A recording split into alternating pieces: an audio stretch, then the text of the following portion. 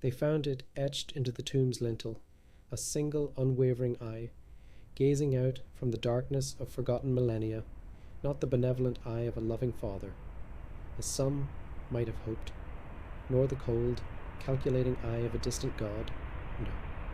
This was the gaze of a survivor, a testament, a relic of a world ordered by cosmic forces we now only name as myth. The all-seeing eye, as it is known today, is a symbol steeped in so many layers of interpretation that its original meaning has become a shadow, a faint echo in the grand hall of history. To understand its true nature, one must journey not forward in time, but backward, not through the halls of modern cathedrals and grand seals, but into the sun-scorched sands of Kemet, the black land, ancient Egypt. The journey begins not with a creator, but with a conflict.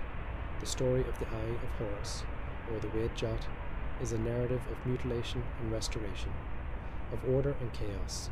He was the son of Osiris, the rightful king, and Isis, the great sorceress. His adversary was his uncle, Set, the god of storms, deserts, and disruption. In a cataclysmic battle for the throne of Egypt, Set gouged out Horus's left eye. This was no simple act of the violence. It was a cosmic wound, a tear in the fabric of Ma'at, the divine principle of truth, justice, and order that governed the universe. Without the eye, Horus was incomplete, and the cosmos was plunged into imbalance. But the story does not end in defeat. It is here that the true power of the symbol is born.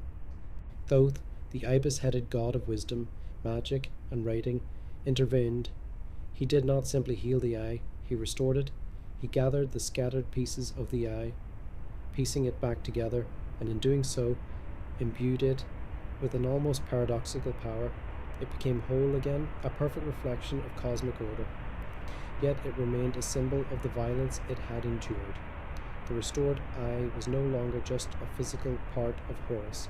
It was a potent artifact, a divine talisman. Horus, in an act of profound filial piety, offered this restored eye to his resurrected father, Osiris, who had been slain and dismembered by Set. This offering brought Osiris back from the dead, not to the land of the living, but to rule as king of the underworld. The eye, in this single powerful act, became the bridge between life and death, between the seen and the unseen. It was the ultimate offering, a symbol of sacrifice, resurrection, and the continuity of life beyond the grave. The Wedjot was, in its essence, a symbol of holistic healing and protection. It was placed on the foreheads of mummies and inscribed on amulets for the living. A silent promise of health, safety, and well-being. But this was not mere superstition.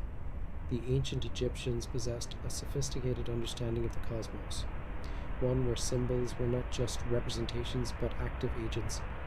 The Wedjot was a dynamic tool, an active force that repelled chaos and invoked the protective power of the gods. It was a shield, a ward against the forces of Set, the forces of disorder, illness, and evil. It was a beacon, a guide for the soul's journey through the treacherous underworld.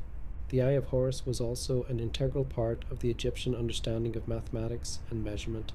The fractions used to measure grains and other goods were derived from the different parts of the Wedjot symbol.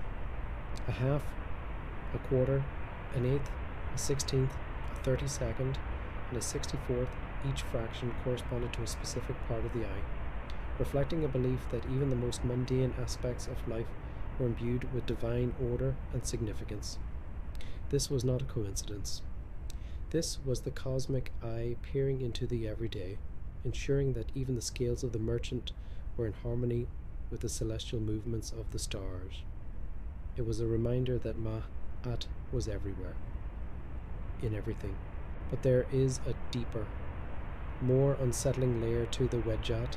It was the left eye of Horus, often associated with the moon, intuition, and feminine energy. This is a crucial distinction. The right eye was the eye of Ra, the sun god, representing power, logic, and masculine energy, while both eyes were symbols of divine power. The eye of Horus carried a more complex, introspective weight. It was the eye of suffering and healing, of loss and restoration. It was the eye that had seen the darkness of the underworld, the eye that had brought the dead back to a semblance of life.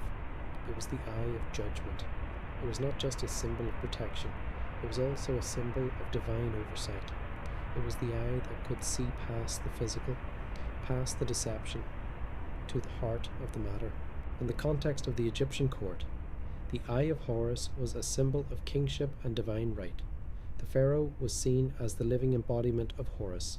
The eye of Horus on his crown or scepter was not just an ornament, it was an assertion of his divine authority, his ability to maintain Ma'at on earth as Horus did in the heavens. It was a declaration that his reign was sanctioned by the gods, and that his gaze, like the eye itself, was a source of both justice and mercy.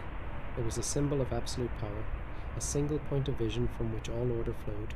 And yet, despite its profound and multifaceted meaning, the symbol has been stolen, reinterpreted, and diluted over the millennia.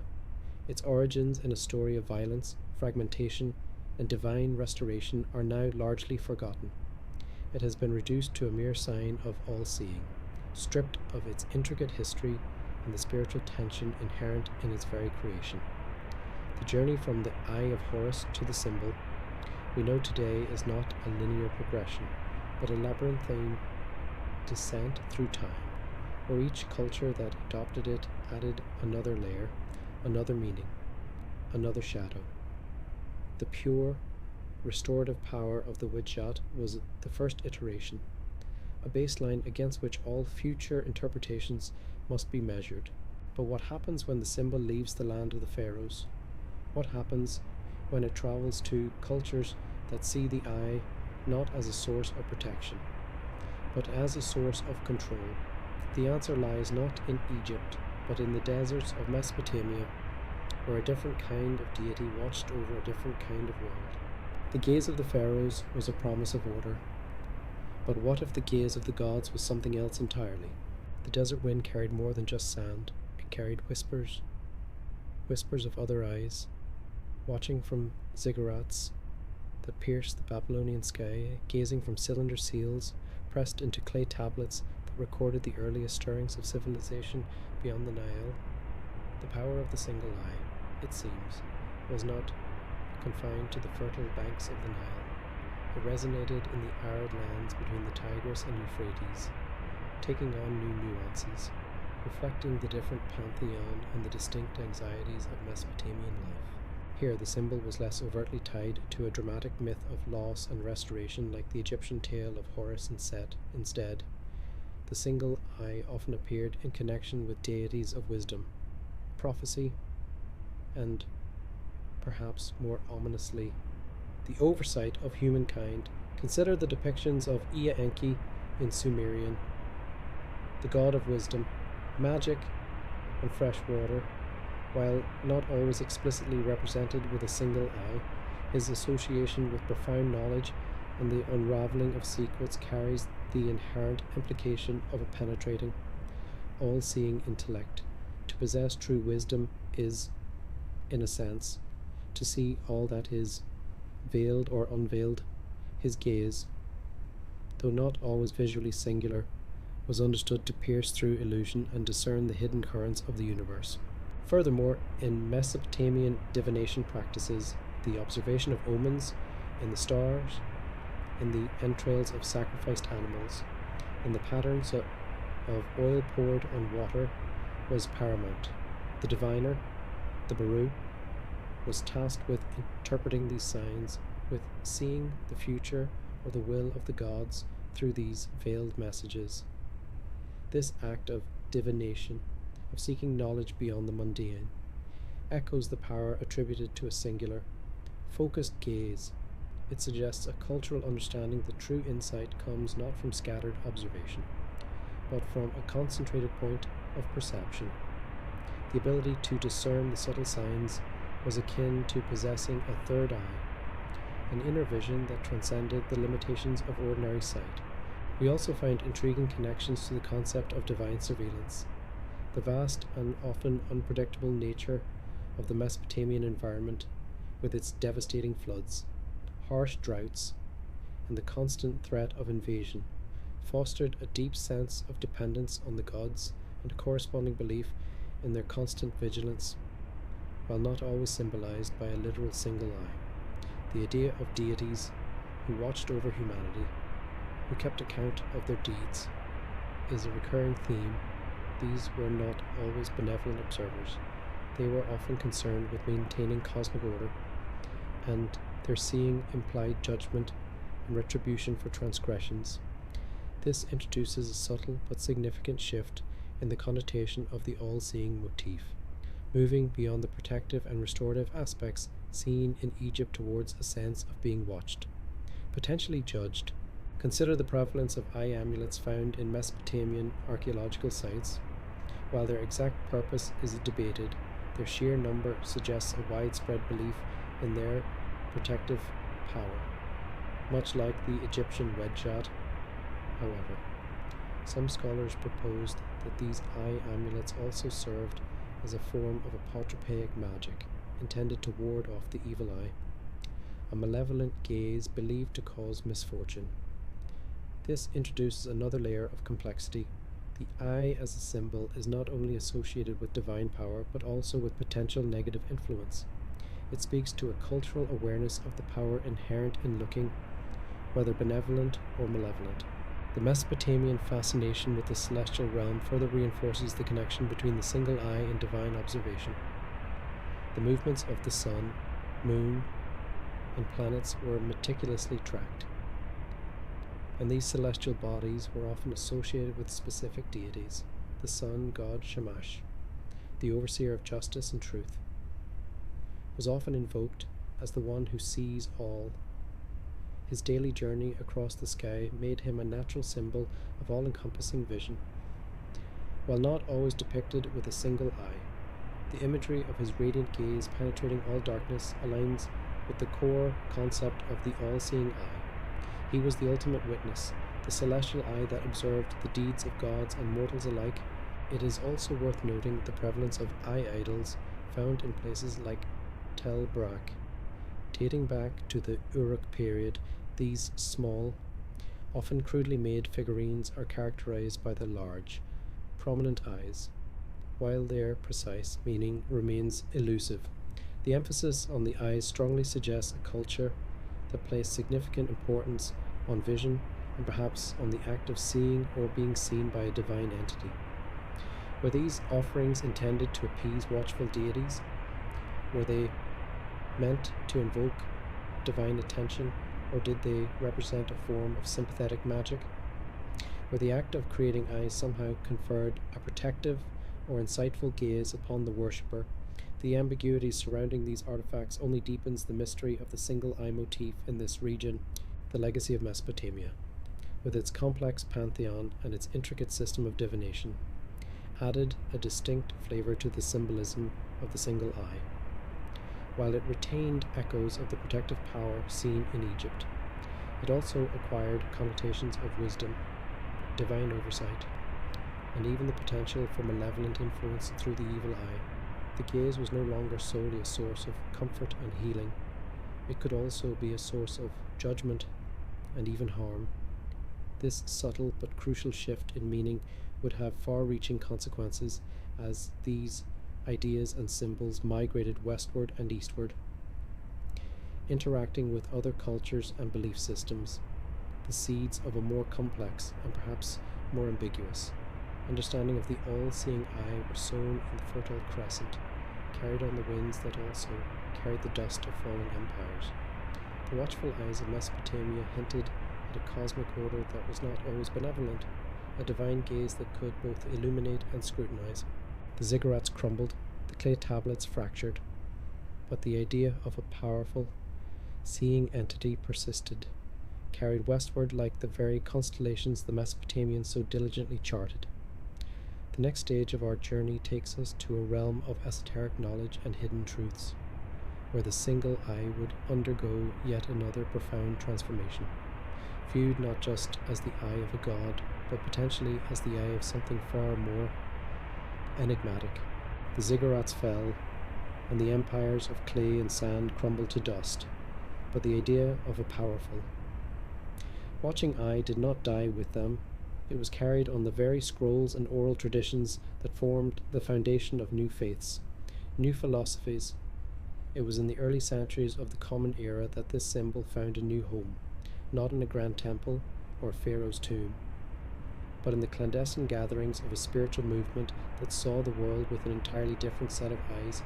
They were the Gnostics. To understand the Gnostic interpretation of the single eye, one must first dismantle the orthodox view of creation itself. The Gnostics believed that the world we inhabit is the world of flesh, sorrow, and time was not the divine work of an ultimate, benevolent God. Instead, it was the flawed, corrupt creation of a lesser deity, a cosmic blunderer, or even a malevolent jailer. They called this entity the demiurge, a Greek word meaning craftsman or maker. This demiurge, they argued, was arrogant and ignorant, believing himself to be the one true God, shouting, "I am a jealous God, and there is no other beside me." This is where our symbol takes a truly chilling turn. For some Gnostic sects, the all-seeing eye was not the eye of the ultimate, ineffable God of light, the pleroma, fullness from which all true spiritual reality emanated. No, it was the eye of the demiurge. It was the eye of a controlling, imperfect entity who was obsessed with its own creation, whose gaze was one of surveillance and possession, not of pure, unconditional love. His all-seeing eye was not a source of protection, but a tool of imprisonment, ensuring that the divine sparks, pneuma, trapped within human bodies, did not escape his flawed material realm. The world became a cosmic prison, and the all-seeing eye was the warden's unblinking gaze. This Gnostic perspective introduced a radical new tension into the spiritual landscape. For the Orthodox, the divine gaze was a comfort, a source of guidance and justice. But for the Gnostics, that same gaze was a source of spiritual entrapment. The eye that watched over creation was not a sign of divine providence, but a symbol of cosmic error, an imperfect reflection of a higher reality that the demiurge could not comprehend. It was a terrifying realization the God we are taught to worship might not be the true God. The very symbol of his authority might be a symbol of our own bondage. The Gnostic struggle was, therefore, not about appeasing a wrathful God, but about achieving gnosis, a form of secret knowledge or intuitive understanding that would allow the divine spark to remember its true origin and escape the demiurge's realm. This journey was not about being seen by a god, but about seeing through the illusions of that God's creation. The Gnostic initiate sought to develop their own inner eye, to pierce the veil of the material world and behold the true, hidden God of light. This was the ultimate spiritual warfare, a war not of swords and shields, but of vision against illusion, of knowledge against ignorance. The single eye of the demiurge represented the material sight that perceives only the physical world, while the inner eye of the Gnostic represented the spiritual sight that perceives the divine. This intellectual and spiritual schism is beautifully illustrated in Gnostic texts.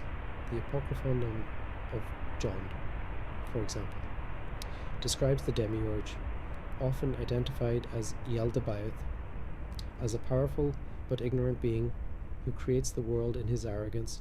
He is often depicted with a lion's face and a body of a serpent, a beastly figure whose single eye holds sway over the material realm, the very symbols of power and authority, so revered in other traditions, are here inverted and cast as tools of oppression.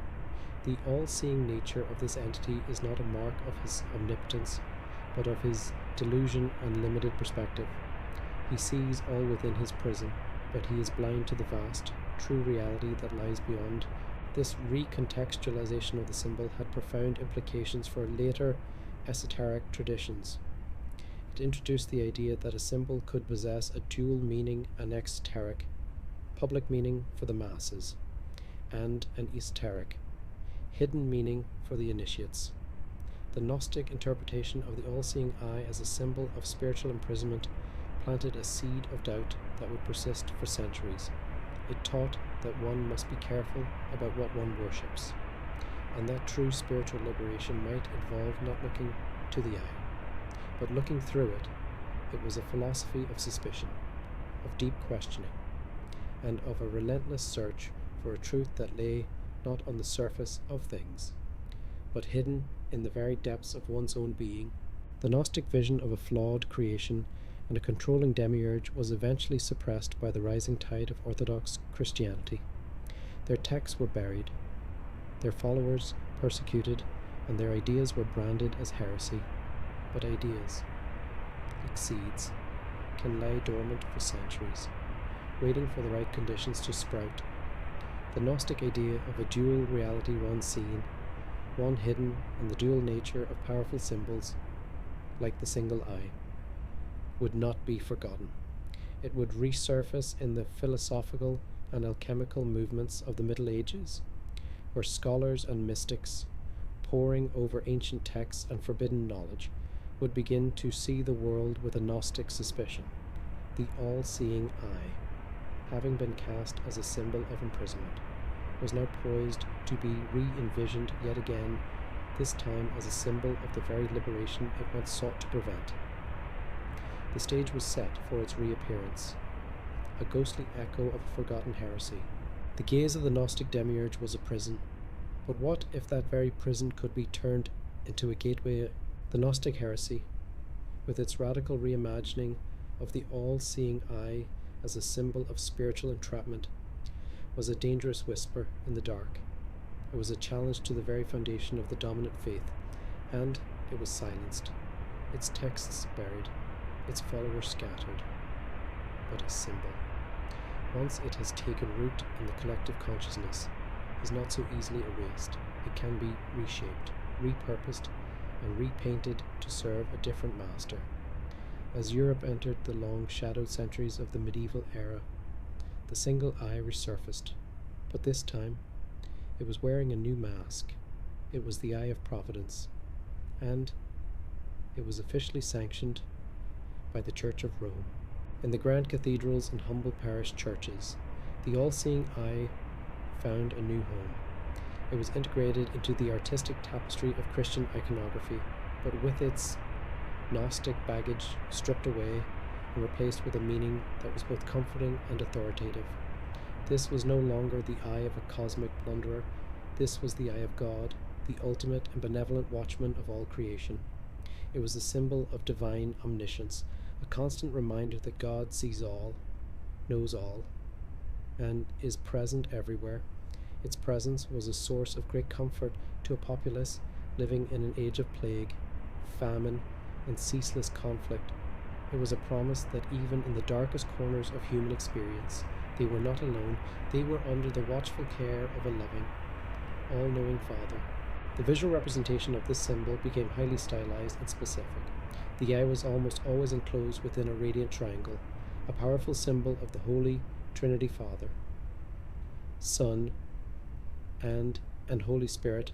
The rays of light emanating from it were meant to represent divine illumination, the light of truth and grace that penetrates all darkness. This motif appeared in stained glass windows that filtered heavenly light into sacred spaces, in frescoes painted on chapel ceilings that gazed down upon the faithful, and in the intricate details of illuminated manuscripts that brought the divine word to life. It was a public, exoteric symbol, its meaning clear and unambiguous. It was meant to instill awe, devotion, and a righteous fear of a God who saw every good deed and every sin. And yet, in the very same era, in the shadows cast by those towering cathedrals, a different kind of knowledge was being preserved. It was a knowledge rooted in ancient Greek philosophy, Hermetic traditions, and the whispered remnants of Gnostic thought. This knowledge was the domain of the alchemists, the mystics, and the early esoteric societies who pursued the magnum opus, the great work. For these practitioners, The all-seeing eye held a meaning that was a direct counterpoint to its public perception. It was not the eye of an external, watching God. It was the symbol of the inner eye, the third eye, the spiritual perception that lay dormant within every human soul. The alchemical process was not merely about turning lead into gold. It was a complex allegory for the transformation of the self, from a base, earthly state to a perfected, spiritual one. This transformation required a unique kind of sight, the ability to see beyond the surface of the material world and into the hidden, underlying principles of creation. The all-seeing eye, in this context, was the symbol of this very ability. It represented the enlightened gaze of the initiate who had successfully purified their soul, who had achieved a state of gnosis, and who could now perceive the true nature of the universe. It was a symbol of spiritual awakening, of gaining insight, and of transcending the limitations of the physical world. The tension between these two interpretations is where the true mystery of the symbol resides. The very same geometric shape, the eye and the triangle, could simultaneously represent the external, authoritative gaze of a divine ruler, and the internal, transformative vision of a mystic seeking liberation. It was a symbol that had become a mirror. When the Orthodox Christian looked at it, they saw a reflection of a benevolent, watching God. When the alchemists looked at it, they saw a reflection of their own potential for divine sight. The symbol itself held no inherent meaning. Its meaning was bestowed upon it by the spiritual lens through which it was viewed. This duality was a powerful and dangerous secret. The public was given the comforting, protective meaning, while the initiates were given the key to a radical, internal transformation. This period was a time of both profound orthodoxy and hidden heterodoxy. The Church's power was absolute, but the seeds of forbidden knowledge, like the Gnostic scrolls, were not completely destroyed. They were reinterpreted, disguised, and incorporated into a new, complex tapestry of esoteric thought that would lay the groundwork for the great intellectual and artistic explosion to come. The all-seeing eye, with its dual meanings of external authority and internal enlightenment, was poised to become a central figure in this coming revolution. The stage was set, and the old order was about to be challenged not by an invading army, but by a new way of seeing. The medieval mirror had been polished, and the reflection it was about to reveal would be both ancient and shockingly new. The gaze of Providence was a source of comfort, but what if that same gaze could be harnessed and turned inward to unlock a new world? The Dark Ages were a time of silent preservation, where the esoteric meaning of the all-seeing eye was kept alive in the clandestine work of alchemists and the hushed whispers of heretical mystics. But as the 15th and 16th centuries dawned, a new sun rose over Europe, the Renaissance. It was a time of an intellectual and artistic explosion, a feverish rediscovery of the classical world that had been buried for a millennium, and with the scrolls of Plato, the mathematics of Pythagoras, and the philosophies of the ancient Gnostics came the rediscovery of something else entirely, the concept of man as a divine being, capable of reason, creation, and, most importantly, of a new kind of sight. This was the age of the Hermeticists, who believed in the wisdom of an ancient Egyptian sage named Hermes Trismegistus. For them, the all-seeing eye was not merely a symbol of God's watchful care, but a representation of the divine mind itself, a cosmic consciousness that could be accessed and understood by the enlightened individual. The Renaissance Hermeticists and Neoplatonists, such as Marsilio Ficino and Pico della Mirandola, saw man as a microcosm, a universe in miniature. The human intellect, when properly trained and purified, was a mirror of the divine intellect. The all-seeing eye became the symbol of this very potential, the ability of the human soul to gaze directly upon the nous, the divine mind, and to participate in the act of creation. It was the ultimate expression of human potential, the power to transcend the mundane and touch the sacred. This intellectual shift was a profound one. The medieval view of man as a fallen creature in a world watched over by a distant god was being replaced by the Renaissance view of man as a potential god, capable of achieving enlightenment through his own efforts. The all-seeing eye, in this context, became a symbol of personal empowerment, of the individual's journey towards self-knowledge and spiritual illumination. It was about inner vision, a Gnostic-like awakening that allowed one to see the hidden harmony and divine order behind the chaos of the material world. As these ideas spread and evolved, they found fertile ground in the burgeoning secret societies of the era, the Rosicrucians, a mystical society that captured the European imagination in the early 17th century, elevated the all-seeing eye to a central position in their symbology for them. It represented the lumen naturae, the light of nature. This was not the light of human reason alone, but a spiritual light that revealed the secrets of the universe to those who were worthy. The Rosicrucian path was a quest for this inner light, a journey of initiation where the all-seeing eye was a signpost, a promise of the ultimate reward, the ability to see the world as God sees it, from the outside in and the inside out. And then a new kind of fraternity began to emerge from the guilds of stonemasons and cathedral builders, the speculative Freemasons, as they transitioned from operative builders to philosophical ones. They began to adopt and repurpose the symbols of the esoteric traditions that surrounded them. The all-seeing eye, now more formally known as the Eye of Providence, became a cornerstone of their symbolic language. It was placed within the E triangle and often at the apex of a pyramid, representing the great architect of the universe. This was a deliberate choice, a deistic and non-denominational god that could be worshipped by men of various faiths. The eye, in this context, was the symbol of that cosmic architect's vigilance over his creation and his moral lot. But as with the alchemists and mystics before them, the Masonic interpretation of the symbol was layered with both an exoteric and esoteric meaning. Publicly, it was the Eye of Providence, a benevolent sign of a just and watchful Creator. To the initiate, however, it was also a symbol of moral vigilance and self-awareness. It was a reminder to the Mason that his own conscience was his ultimate judge, and that he should strive to be as watchful over his own actions and thoughts as the great architect was over the universe. It was a symbol of both a divine overseer and the power of individual enlightenment. The same symbol that promised divine favor also demanded personal responsibility and a relentless pursuit of truth. The Renaissance had taken a hidden symbol of spiritual transformation and brought it into the light, giving it a public face, yet retaining its esoteric core. It was no longer a tool of a heretical sect or a secretive alchemist, but a proud emblem of some of the most influential thinkers and fraternities of the age. The all-seeing eye was now a powerful, dual-edged symbol, a sign of divine authority, and a promise of human potential.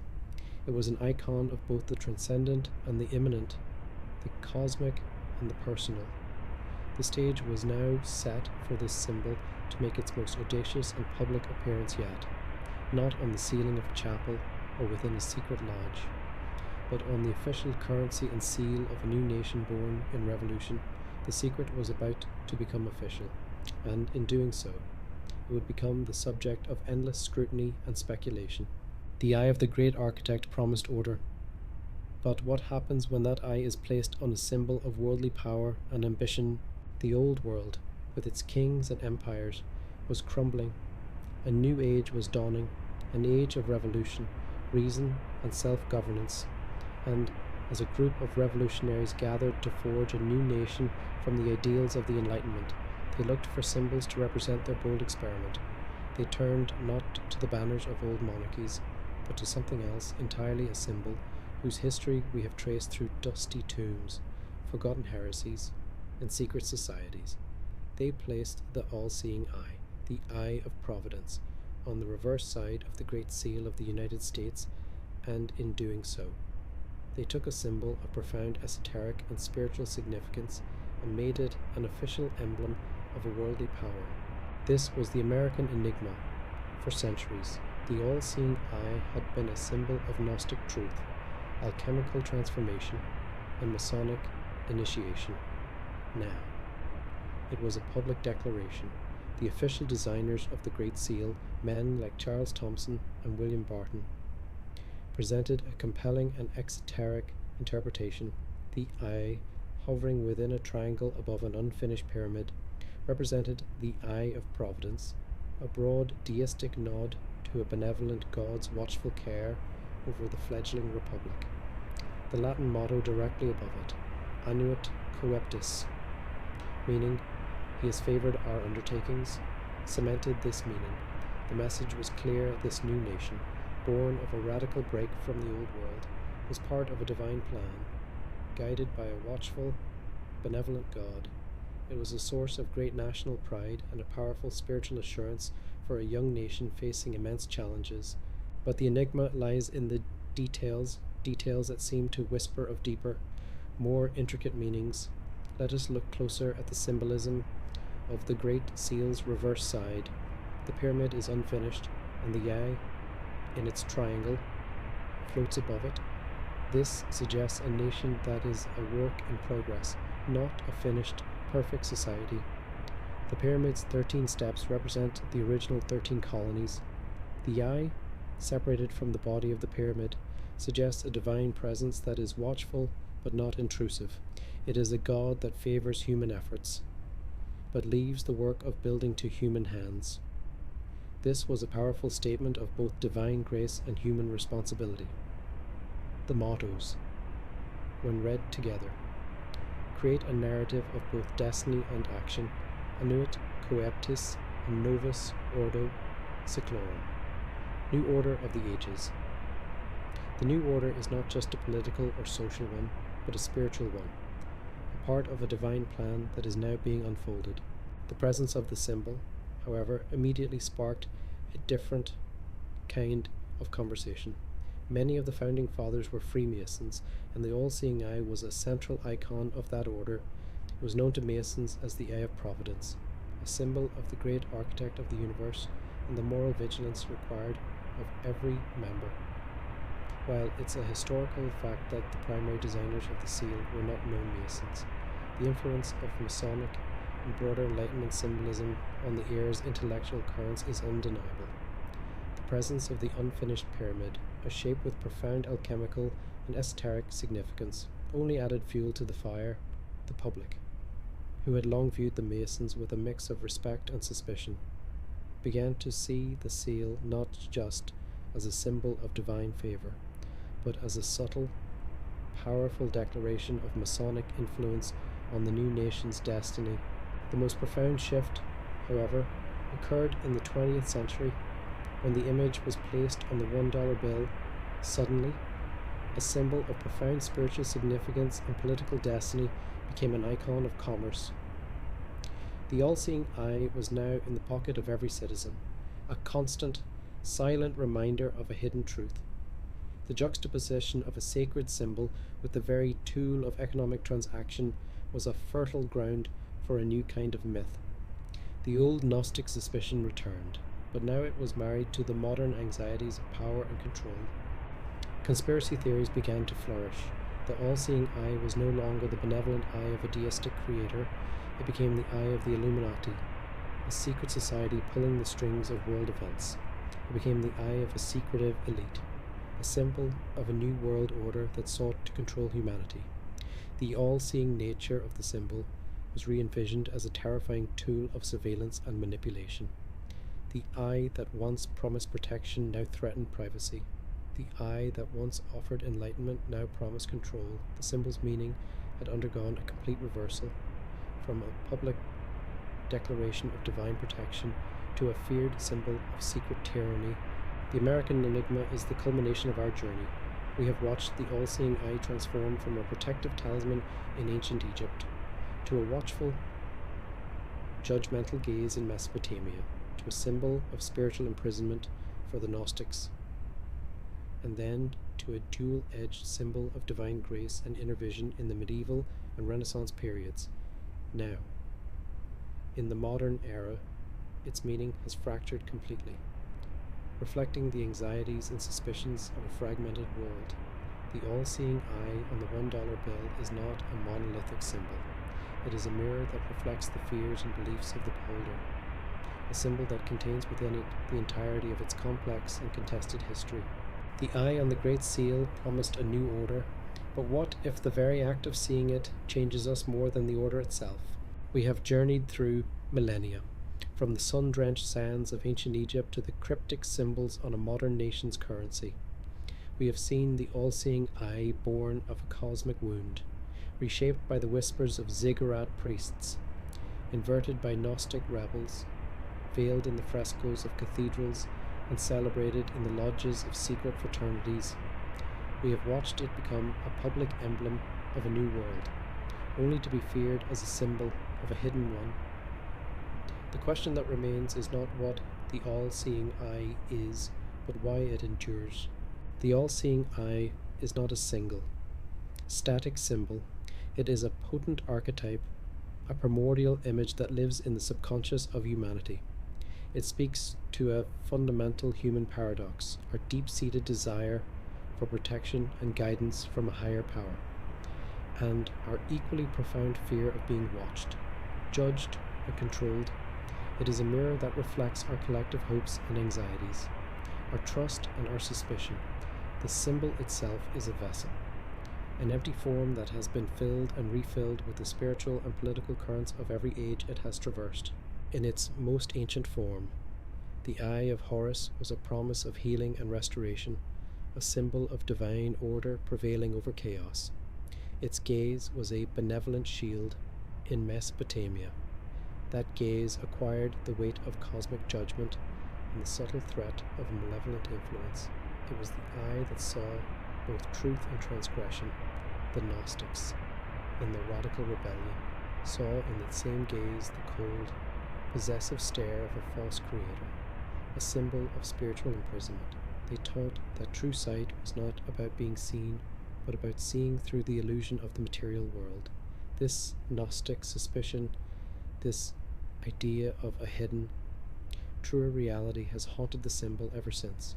During the medieval and Renaissance periods, the symbol's meaning fractured into two opposing, yet coexisting, interpretations. The public saw in the eye of Providence a benevolent, watchful God who brought comfort and justice. But the mystics and alchemists saw something else entirely.